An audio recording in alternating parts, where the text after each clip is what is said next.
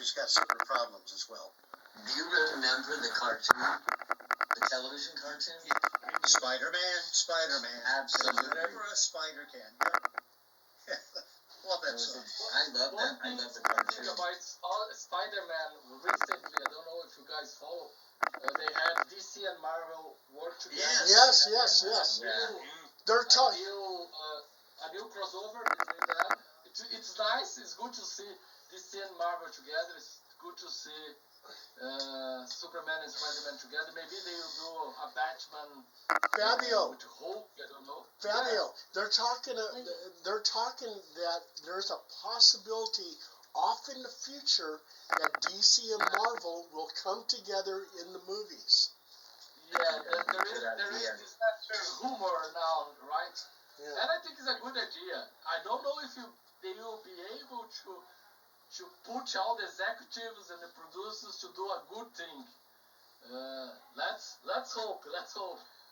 Yeah. You know, Fabio, actually, it wouldn't be a bad idea to put, Superman and Spider-Man together. Those two had a very rough beginning, and their stories. I could see them sitting at some diner comparing notes with each other. How they're, weren't raised with their actual parents or anything like that, and they came to their abilities. And well, Superman was born with his, but still. And came with their abilities, but they had to learn the hard way. Both are newspaper boys, right? Both are journalists. Yeah. So they have a similar profession.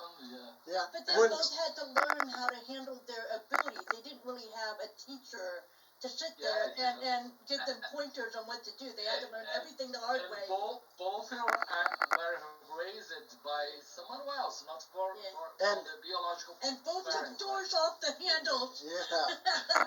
Hey, when I was a little kid, I had a comic book about this size. It was huge. And Superman versus Spider-Man. And then I had another one, Superman versus Muhammad Ali.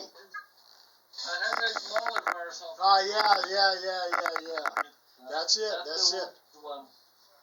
I always thought Spider-Man should have a conversation with the Hulk. I mean, because they had very similar things. Spider-Man got bitten by a spider and changed, and the Hulk, well, David Banner was, with the gamma rays, and it's kind of the same kind of a transition. In the comic book world, there's a lot of... Film they are together. They have the current Mark Ruffalo Hulk with the current Spider-Man, and they talk together about how to control the power. Maybe what you are saying in this current film that you are in the theaters now, I thought it was too fast. In the film, it was the cameo from Hulk was too fast and too quick. We could not have a big conversation, but it was nice to see. There's a lot of crossovers in comic books. With DC, Superman has crossover with He-Man. Yes. And Spider-Man has crossed over with a whole bunch of different people. He's met Frankenstein, all kinds of characters. I do wonder, Paul, because He-Man is making a resurgence, and so is She-Ra, and Superman's getting redone. Are they going to make the crossover episode? How is the He-Man movie doing? I've not seen it. Oh, they said it did terrible. It did terrible. I figured. I thought it would be just They said it did terrible, it was too comfy, I think, in my opinion.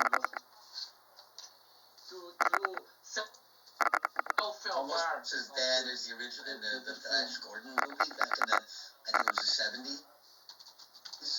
Early 80s. I like the Flash Gordon movie. It's funny. So did I. It actually followed the original serial. I saw those. With Dr. Zarkov and him going off to Mongo to fight the Emperor Ming. Yeah, what I like was... Interesting. I love that. I used to watch them in black and white. I'm older. I was watching them in black and white with Buster Crabbe, and I couldn't miss them. I loved them. Oh, those are great. And what about Commando Cody? With a jetpack that gave birth eventually to the Rocketeer. Oh man! Oh I yeah, love that's Commander right. Cody. That's right. Yeah. He had that Hey. chest plate on, up, down, fast, slow, Hey. and he was fighting. He even fought Leonard Nimoy in Oh, Zombies wow. from the Stratosphere. Oh, Leonard sure. Nimoy was one of the aliens from, I guess it was Mars. Hey, Not the in head alien. one comic book, Star Trek meets the X-Men. And then we had Batman meeting the Teenage Mutant Ninja Turtles. You had Archie meeting Punisher. You know, Leonard Nimoy. The current Turtles, they ruined it. Years ago, Leonard Nimoy was going to be in a film as Prince Namor, and that never went through, unfortunately. He said it was too much like Spock because it had the eyebrows like that. Oh, right. I want to see more of Agent S.H.I.E.L.D. kind of go with the Justice League. Come on, that would be fun. I almost think it would be. They get the contracts to do the crossover between Marvel and DC.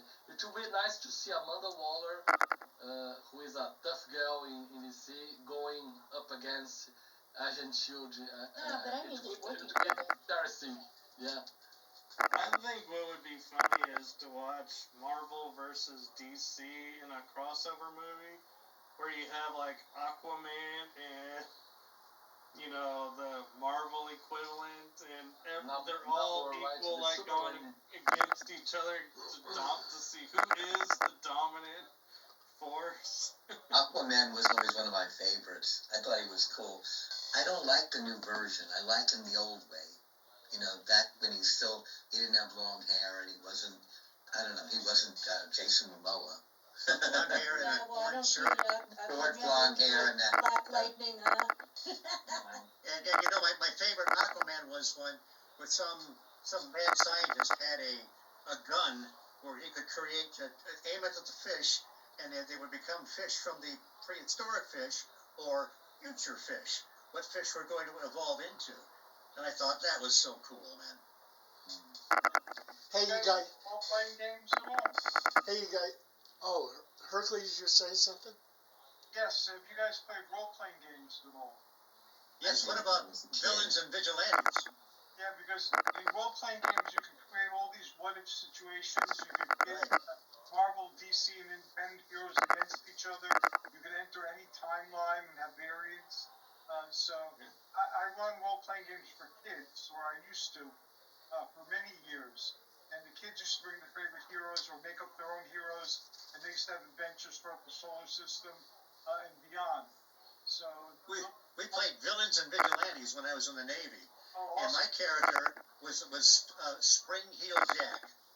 Oh, yeah, I like that character. With telekinetic powers, and you're right, Hercules, it was, you could actually be in the comic book and battle super villains. Yeah. And have all kinds of intricate plots. It was a lot of fun. Okay, guys, we're getting close to the hour, so I want to find out what you've been watching, your movies, TV shows, books, comic books, whatever. So I will start with Hercules first.